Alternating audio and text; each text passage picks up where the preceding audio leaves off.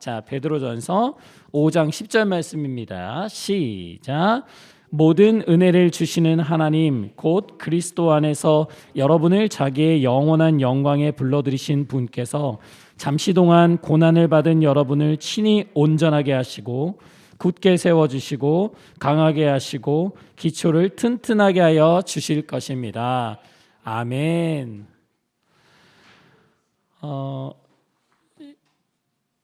여러분 편지에 대해서 저희가 제가 여러분에게도 물어보기도 하고 편지를 받아본 적 있는지 이렇게 물어보기도 하고 했는데요. 편지는 요즘은 잘 안 써요. 요즘은 뭘 많이 하죠? SNS. 그렇죠. 여러분은 어떤 SNS 쓰시나요? 카카오톡도 SNS인가요? 그래서 카카오톡, 인스타그램, 페이스북 다양한 방법, 다양한 경로로 서로가 소통을 하다 보니까 편지를 쓰는 그런 옛날의 그런 감성이 좀 없어요. 그런데 SNS 같은 경우는 너무 짧게 써서 모르지만 여러분 편지 같은 경우는요 보통 한 페이지, 두 페이지 저는 5페이지도 받아본 적 있어요. 5장짜리 편지. 좋은 편지는 아니었고요. 굉장히 마음 아픈 편지였나요? 자, 그런데요. 여러분 편지에서 가장 중요한 얘기는 맨 앞에 나올까? 여러분이라면 중간에 쓸까? 아니면 맨 마지막에 쓸까? 여러분 어디에 쓰고 싶어요? 맨 마지막에, 중간에? 사람마다 스타일이 달라요. 여러분 그런 거 있죠. 엄마한테 꼭 조르고 싶어. 근데 바로 엄마한테 가서 엄마 저 이거 사주세요. 이런 사람 있어요? 그러면 엄마가 잘 사줘요? 그러면 잘 안 사주죠. 자, 부모님한테 뭔가 잘 얘기해가지고 뭔가를 얻고 싶어. 그럴 때는 뭐부터 해야 돼? 엄마 오늘 너무 예뻐요. 그리고 엄마 저는 엄마가 좋아요. 이렇게 엄마의 마음을 편하게 해주고 나서 마지막에 무슨 얘기한다? 그렇지, 하고 싶은 거. 저 오늘 어디 가고 싶어요. 사주세요. 주로 편지에는 마지막에 중요한 내용들이 담겨 있어요. 그래서 앞에 내용도 다 중요한데요. 근데 마지막에 마지막으로 마무리하면서 이 말을 꼭 하고 싶은 거예요. 오늘 그 말씀이 우리가 함께 읽은 5장 10절의 말씀이 아닌가 싶어요. 여러분 베드로전서는 주제가 뭐다? 어떤 사람들을 향해서 쓴 편지다? 고난받는 그리스도인들. 여러분 고난받고 있나요? 여러분 모두 고난 속에 있어요. 베드로는 특별한 사람이 고난 속에 있다라고 말하지 않고 예수님을 믿고 하나님의 말씀대로 이 세상이 쫓아가는 것과 달리 하나님의 말씀을 쫓아가는 사람들의 삶은 고난이다. 그리고 늘 그 삶에서 고난이 있을 것이다. 그 고난받는 그리스도인들을 향해서 오늘 편지를 쓰고 있는 겁니다. 오늘 이 마지막 장을 시작하면서 베드로는 교회에 대해서 한 번 더 이야기를 해요. 지난 시간에 우리가 나눴어요. 마지막 때 하나님이 오시는 이 세상의 끝을 준비하는 가장 기초가 되는 공동체는 바로 교회다. 교회가 하나님 앞에 올바로 서야 이 마지막 때를 준비할 수 있다라고 말씀드렸습니다. 그 말씀이 오늘도 이어지면서 오늘의 말씀은 이렇게 시작합니다. 교회의 지도자들이여, 교회의 장로들이여, 교회의 목회자들이여,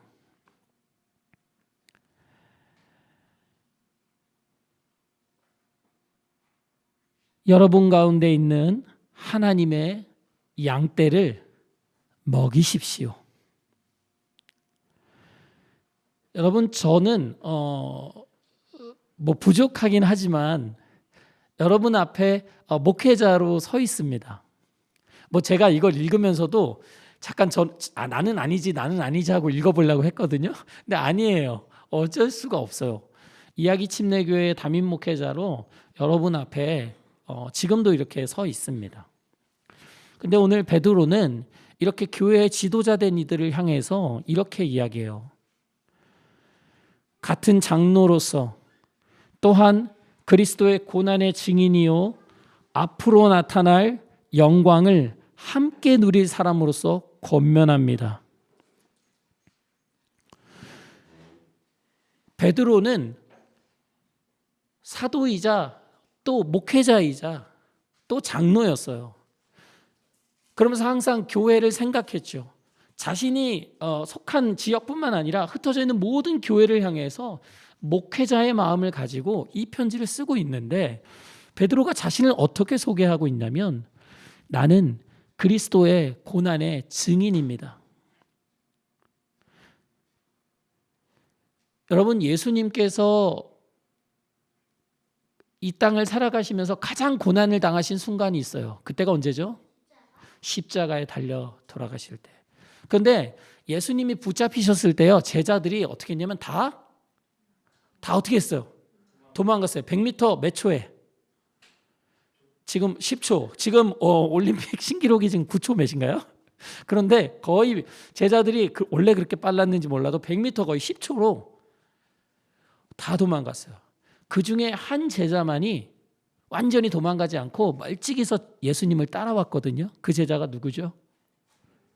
그 제자가 바로 요한이기도 하고 또 오늘 이야기하는 베드로입니다. 베드로가 예수님을 멀찍이 쫓아왔어요. 예수님께서 잡혀가시는 그 장면을 봤어요. 베드로가. 근데 베드로가 예수님을 어떻게 했죠? 예수님 저의 주인이십니다. 저의 스승입니다. 이렇게 고백했나요? 베드로가 뭐라고 했죠? 모른다고 부인했어요. 그때 예수님이 누굴 쳐다보셨을까? 베드로를 쳐다보시죠. 베드로는 맞아요. 베드로가 지금 너무 잘 얘기해 줬는데 베드로는 예수님을 부인하지 않겠다. 저는 예수님이 어떤 어려움을 당하셔도요, 저는 끝까지 예수님을 지킬 거야라고 약속했는데 약속을 지켰어, 못 지켰어? 못 지키고 예수님이 고난 당하시고 붙잡혀 가시는 걸 멀리서 볼 수밖에 없었어요. 그것을 뭐예요? 우리 본 사람을 뭐라고 해? 증인이라고 하는 거예요. 예수님이 고난 당하시고 죽음 당하시는 것을 멀찍이서 봤다는 얘기입니다. 이 베드로가 자기를 오늘 그렇게 소개하고 있는 거예요. 나는 예수님이 고난 당하시는 걸 봤어. 그런데 거기서만 끝나는 것이 아니라 앞으로 나타날 영광을 여러분과 함께 누릴 사람입니다. 그렇기 때문에 여러분에게 하고 싶은 말이 있습니다 라고 얘기하는 거예요. 그러면서 첫 번째로 한 이야기가 뭐냐면 여러분 가운데 있는 하나님의 양떼를 먹이십시오. 여러분, 베드로가 예수님을 배신했잖아요. 근데 예수님이 부활하시고 나서 베드로를 다시 만나셨나요? 만났을 때 여러분이라면 어떻게 할까? 여러분을 배신한 제자를 만났어. 어떻게 할 것 같아? 어떻게 해요? 멱살을 잡아요. 멱살. 옛날 옷에도 멱살이 있었나요? 모르겠네. 멱살을 너무 과격한데 우리. 멱살을 잡는다. 저는 멱살 안 잡아요. 저는 모른 척 할 거예요. 오히려 상처받았어. 그래서 모르는 사람인 것처럼. 똑같이 대할 거야. 나도 너 모른다. 배신하고 그럴 거예요. 자, 그렇지. 똑같이 복수해 줄 거다. 자, 우리는 아직 멀었어, 다들. 우리의 마음은 근데 맞아요. 우리의 마음은 그럴 거예요. 근데 예수님은 그 베드로를 다시 만났었을 때 베드로 마음이 얼마나 창피하고 또 예수님께 죄송했겠어요. 근데 그 베드로에게 뭐라고 물어보셨냐면, 베드로야, 네가 나를 사랑하느냐? 여러분이 또 저도 우리가 살아가면서 예수님을 많이 배반해요, 안 해요? 해요. 예수님 믿고 살아요. 오늘 우리 기도해 주신 내용처럼 우리는 예수님을 많이 기억하지 않고 우리 마음대로, 하나님의 마음이 아프시더라도 우리 원하는 대로 살 때가 굉장히 많아요. 그럴 때마다 우린 예수님 부인하고 있는 거죠. 그런데 그런 우리를 찾아오셔서 예수님이 몽둥이 딱 들고 일로 와, 맴매 하지 않으시고 우리에게 물어보시는 거예요. 준수야, 기주야, 네가 나를 사랑하니? 네가 나를 사랑하니? 라고 묻는 거예요. 여러분, 베드로가 뭐라고 대답해야 될까? 무서워서 네 주님, 네 주님, 제가 주님을 사랑합니다. 그렇게 대답했어요. 근데 예수님이 그 질문을 계속 던져요.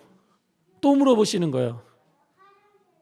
베드로야, 네가 나를 정말 사랑하니? 여러분, 우리가 왜 또 물어볼까? 예수님 왜 또 물어보실까? 그렇죠. 베드로가 예수님을 배신했잖아요.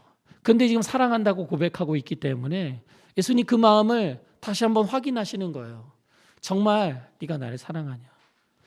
베드로는 대답하기 어려웠어요. 왜냐하면 내가 예수님을 사랑하는 거는 같은데, 내가 분명 예수님을 사랑하고 그 사랑하는 마음으로 예수님을 따랐는데, 근데 죽음 앞에서 두려워서 예수님을 배신할 수밖에 없었잖아요. 그런데도 여러분, 베드로는 예수님을 사랑한다라고 고백을 합니다. 그때 예수님께서 베드로에게 하신 말씀이 바로 내 양떼를 먹여라 였어요.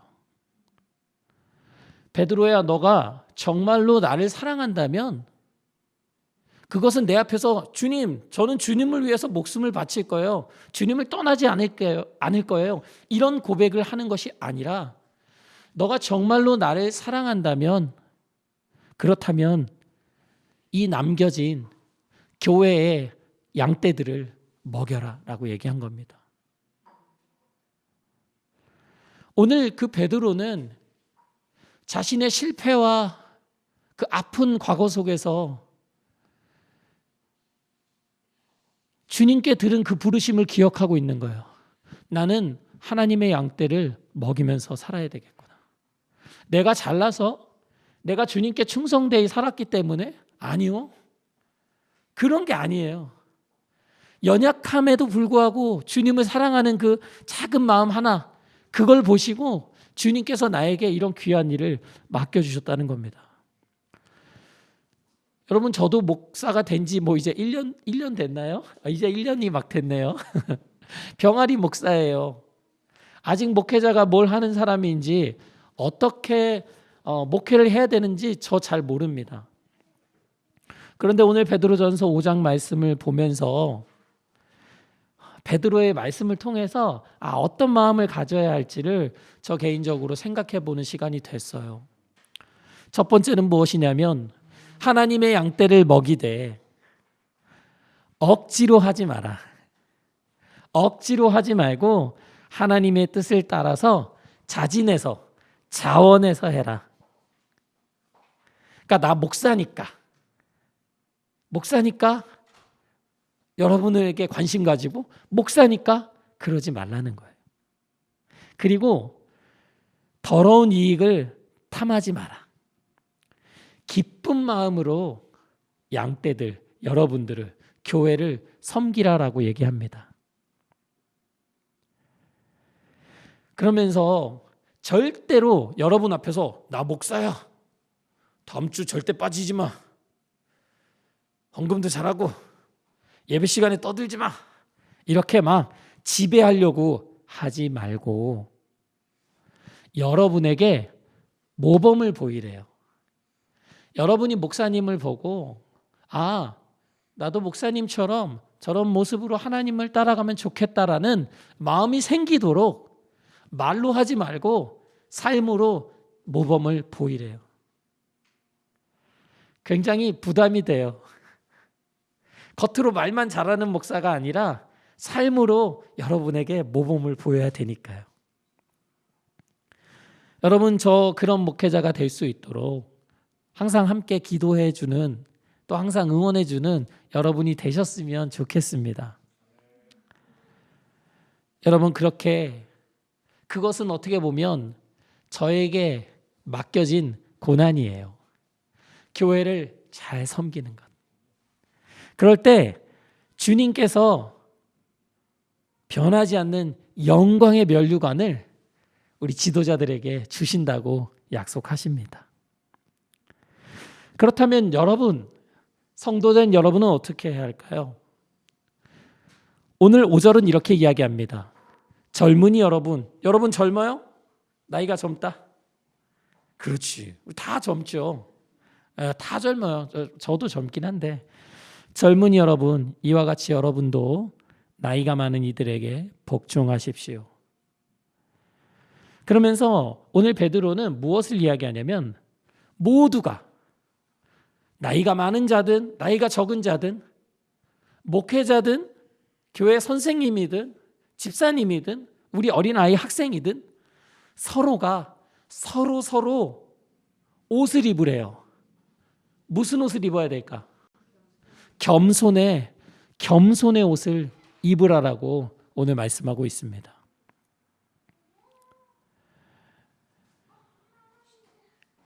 오늘 베드로가 마지막으로 베드로전서를 마무리해 가면서 교회를 향해서 던지는, 교회에 누구든 상관없이 반드시 들어야 될 말씀으로 던지는 이야기가 바로 이것입니다. 모두가 서로 겸손의 옷을 입으십시오. 여러분, 겸손이 뭐예요? 어려운 말인데 겸손이 뭐죠? 겸손이 뭐예요? 다른 사람을 세워주고 높여주는 말을 하고. 너무 잘 알고 있네요. 자신을 낮추고 다른 사람을 세워주는 거죠. 맞아요. 잘난 척하지 않고 나 자신을 드러내기보다 다른 사람을 세워주는 거예요. 여러분, 교회는 잘나고 잘하는 사람들로 이루어진 곳일까요? 능력 있고 다 멋진 사람들로 이루어진 곳일까요? 아니에요. 교회는 어떻게 세워지는 거냐면 겸손하게 서로를 나보다 더 낮게 더 세워주는 거예요. 그렇게 겸손의 옷을 입고 교회가 하나하나씩 세워져 갈 수 있다는 얘기입니다. 여러분, 하나님께서 정말 싫어하는 사람이 있어요. 그 사람 누구냐면요, 교만한 사람. 자기만 잘났고 자기 중심적으로 자기가 제일 높다고 생각하고 자기 만족을 따라서만 사는 아주 교만한 사람을 하나님께서는 물리치신다라고 성경은 얘기해요. 여러분, 그러면 하나님은 어떤 사람한테 은혜를 베푸실까? 겸손한 사람. 어떤 사람? 겸손한 사람. 여러분, 하나님께서 이게 아니에요. 내가 뭘 잘할 수 있는 사람은 싫어하고 못하는 사람은 좋아한다는 게 아니에요. 그게 아니고 우리의 마음이, 우리의 삶의 태도가 겸손한 사람에게 하나님이 은혜를 베푸신다는 거예요. 우리가 뭘 잘하냐 못하냐 중요하지 않아요. 우리의 삶의 모습이 하루하루가 낮은 모습으로 다른 사람을 세워주는 모습으로 살아가는 사람에게는 하나님께서 은혜를 채워주신다는 거예요. 그리고 오늘 이렇게 이야기합니다. 여러분은 그렇기 때문에 하나님의 능력의 손 아래로 자기를 낮추십시오. 자, 어디 아래로 낮추라? 우리를? 하나님의 능력의 손. 하나님의 손이 얼마나 클까요? 타노스 손이 크죠? 타노스. 딱 하면 이렇게 확 인류의 반이, 그렇죠, 장갑 끼면 확 사라지죠. 타노스의 손이 굉장히 유명했어요, 한때. 근데 하나님의 손은 그보다 훨씬 큰 능력의 손이에요. 근데 우리가 그 능력의 손 아래로 우리 자신을 낮추라는 거예요. 그러면 때가 되면 그 하나님께서 능력의 손으로 우리를 이렇게 높이 들어 올려 주신대요. 우리가 하나님 앞에서 겸손하게 살아갈 때에 하나님은 오히려 우리를 더 높이 세워주신다는 거예요. 여러분, 다른 사람이 나를 인정해주지 않고 나를 막 높여주지 않고 그러니까 막 더 자랑하고 싶고 더 내세우고 싶고 그런 마음이 있을 때가 저도 많아요. 그렇지만 오늘 하나님께서는 그런 불안한 마음들, 슬픈 마음들, 다른 사람들 앞에서 인정받지 못해서 아쉬운 마음들, 그로 인해서 생겨나는 모든 마음 안의 갈등과 걱정들을 하나님께 모두 맡기라고 오늘 베드로는 얘기하고 있습니다. 나 자신이 내 삶을 어떻게든 해보려고 하는 그런 불안한 마음들, 그래서 어떻게든 나 자신을 알리고 싶어서 움직이고 싶어 하는 그런 갈등들을 하나님 앞에 모두 다 맡겨라. 왜? 우리를 누가 돌보신다? 하나님께서 돌보시기 때문이다. 우리가 겸손한 것은 피해보는 것이 아니에요. 자존심 상하는 게 아니에요. 우리가 겸손하다는 것은 하나님 앞에 우리를 낮추는 겁니다. 그때에 하나님께서 정말로 우리를 높이 세워줄 줄 믿습니다. 여러분, 지금 우리가 살아가는 때는 마지막 때라고 성경은 이야기해요. 여러분, 마지막 때는 어떻게 해야 된다? 정신을 차리고 깨어 있어야 합니다. 여러분, 주님이 오실 그날을 기대하는 사람들은 하루하루를 함부로 마음대로 살아가지 않아요. 여러분, 공포영화 좋아하나요? 안 좋아해요? 공포영화 좋아하는 사람 없어요? 아, 여기 있네요. 저도 무서운 영화 막 무서워서 잘 못 보는데요. 여러분, 악마라는 얘기 들어봤어요? 악마 어떻게 생겼어요? 무섭게 생겼어. 어떻게? 여기 뭐 뿔이 있어? 뿔이 있어. 어이구, 도깨비처럼 생겼어. 또 여러분이 아는 악마는 어떻게 생겼어요? 잘생겼어. 아유, 잘생겼대요. 맞아요.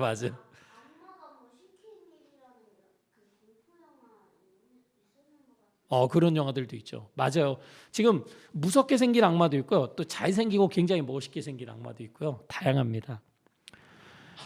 오늘 베드로는 악마의 모습에 대해서 이렇게 소개해주고 있거든요. 근데 악마가 어떤 모습을 하고 다니냐면 우는 사자같이 삼킬 자를 찾아다닌대요.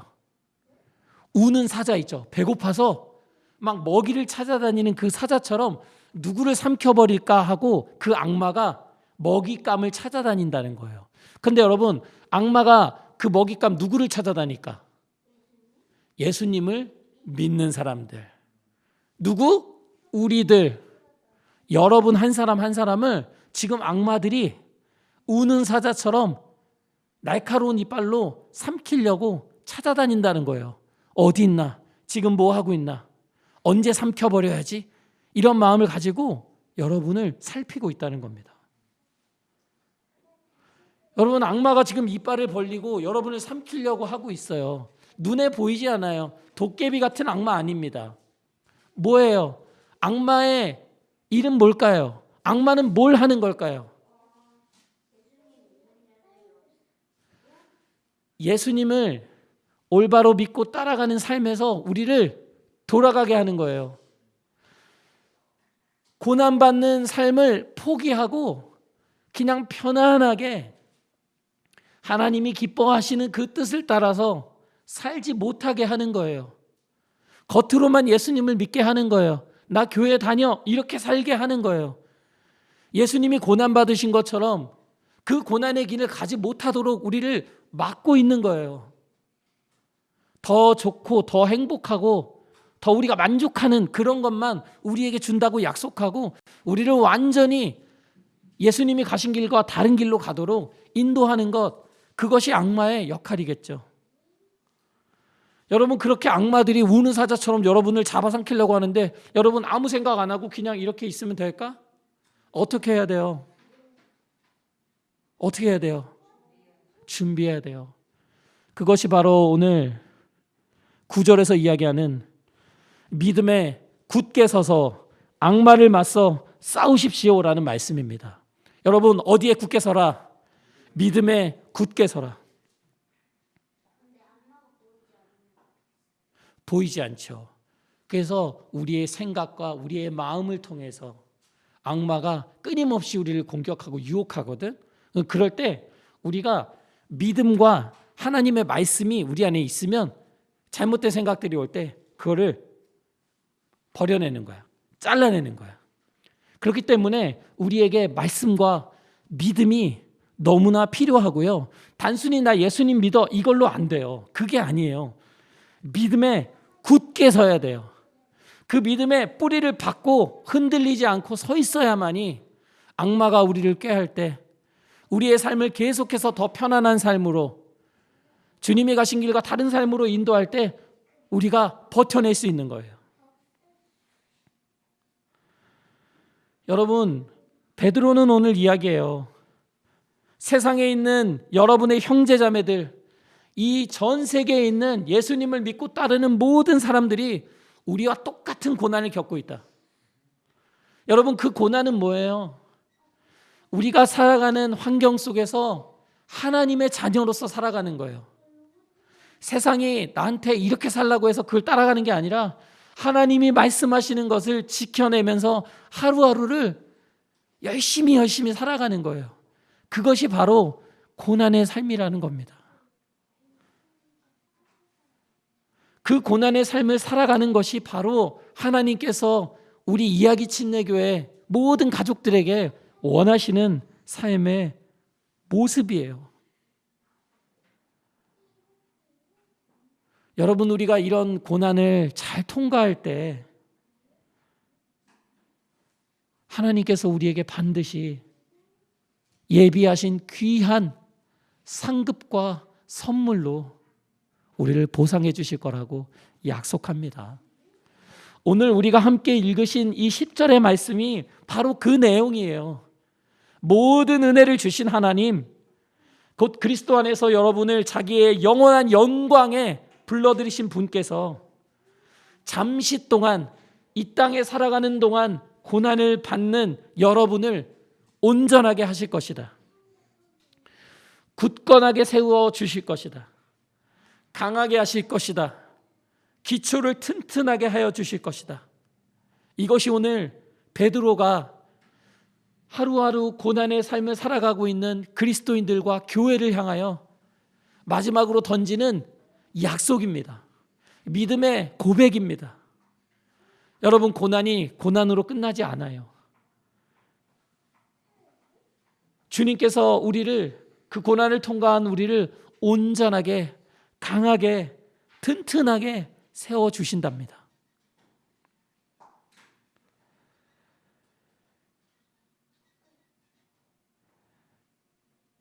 사랑하는 우리 이야기 침례교회 가족들, 우리가 함께 어떻게 보면 2달의 시간 정도에 걸쳐서 이 베드로전서에 대한 말씀을 나눴어요. 여러분, 뭐 지금뿐만 아니라 앞으로의 우리가 삶을 살아가면서 분명히 예수님을 믿고 그 말씀을 따라 살다 보면요, 어려움과 고난의 순간들이 있어요. 없다면 어쩌면 우리가 그 고난을 늘 피해 다니고 있는 걸지도 몰라요. 그런데 베드로는 이 편지를 마감하면서 이렇게 이야기해요. 12절에서 이 편지로서 저는 여러분을 격려하고 이것이 하나님의 참된 은혜라는 것을 증거합니다. 여러분은 이 은혜 안에 든든히 서 있으십시오. 여러분, 고난이 늘 밀려올 때 흔들리지 말고 여러분을 늘 지키시고 고난 속에서 힘주시는 그 주님을 믿는 믿음 안에서 버티십시오. 고난을 견뎌내십시오. 예수님의 말씀을 끝까지 지켜내십시오. 그것이 오늘날 이 마지막 때를 살아가는 우리 교회가 가야 할 모습입니다. 여러분, 너무나 힘들죠. 괴롭죠.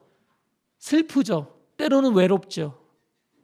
그럼에도 그 길을 꼭 가라고 오늘 베드로 사도가 온 마음을 다해서 우리에게 당부하고 있습니다. 아까 우리 주일학교 학생이 이야기한 것처럼 베드로는 예수님 앞에 실패한 인생을 살았던 사람이잖아요. 예수님을 한 번 부인한 게 아니라 몇 번 부인했어요? 3번이나 부인했잖아요. 그렇게 예수님이 귀한 제자로 늘 데리고 다니셨는데 예수님을 부인했어요. 그 사람의 인생은 끝이에요. 실패예요. 더 이상 예수님을 따라서 예수님처럼 살 수 없는 사람입니다. 그런데 그런 베드로를 찾아오셔서 예수님께서 물어보시는 거예요. 너 약한 거 안다. 너 연약한 거 아는데 나를 사랑하냐? 나를 사랑하냐? 그 음성을 들은 베드로는 온 지역에 퍼져서 사는 그리스도인들을 향해서 이렇게 말할 수 있는 거예요. 여러분 살아가다 보면 믿음의 실패를 할 때가 많이 있을 거예요. 예수님을 부인할 때가 많이 있을 겁니다. 그럼에도 그때 다시 한번 믿음에 굳게 서시고 주님께로 돌아오고 그 고난의 길을 마지막까지 반드시 통과하십시오. 그 삶을 하나님께서 기뻐하십니다. 하나님께서 우리 삶을 복되다고 하실 것입니다. 하나님께서 우리 교회를 복 주실 것입니다. 라고 이야기하고 있는 겁니다. 저는 저와 우리 이야기 침례교회 가족들, 특히 우리 이제 아이들이 있는데, 아이들이 이제 어릴 때부터 뭐 유치원도 있고 초등학교, 중학교, 고등학교 다 가겠죠. 또 친구들도 만나고 또 우리 어른들도 다양한 관계 속에서 살아가겠죠. 저 또한 마찬가지입니다. 그 삶의 모습은 다 다를 거라고 생각하지만 그 삶에서 겪는, 자신만이 겪게 되는, 또 그 신앙으로 인해서 겪게 되는 아픔과 괴로움과 억울함과 슬픔들, 그 속에서 자신이 혼자가 아니라 주님께서 나를 위로하고 계시고 또 교회가 함께 그 고난에 동참하고 있다는 것을 여러분이 꼭 기억하셨으면 좋겠습니다. 그래서 우리 이야기 침례교회 가족들이 이러한 어려움을 통해서 매일매일의 고난의 삶을 통해서 예수님을 더 알아가는, 또 예수님을 더 닮아가는 그런 교회가 되었으면 좋겠습니다. 우리 시간 함께 기도하겠습니다. 이 시간에 기도하실 때는 주님, 예수님을 믿고 살아가면서 겪게 되는 고난들을 피하지 않게 하시고 그 고난 속에서 또 고난을 통해서 정말 주님의 고난을 더 깊이 배우게 하시고 또 주님의 은혜를 더 많이 경험하게 하여 주시옵소서. 또 이 시간에 하나님께서 주신 마음들이 있다면 이 시간 하나님 앞에 고백하면서 함께 기도하시겠습니다.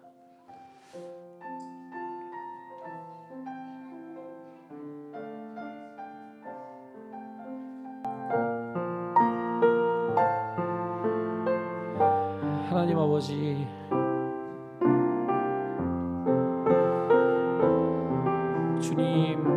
주님 연약한 우리 교회를 향해서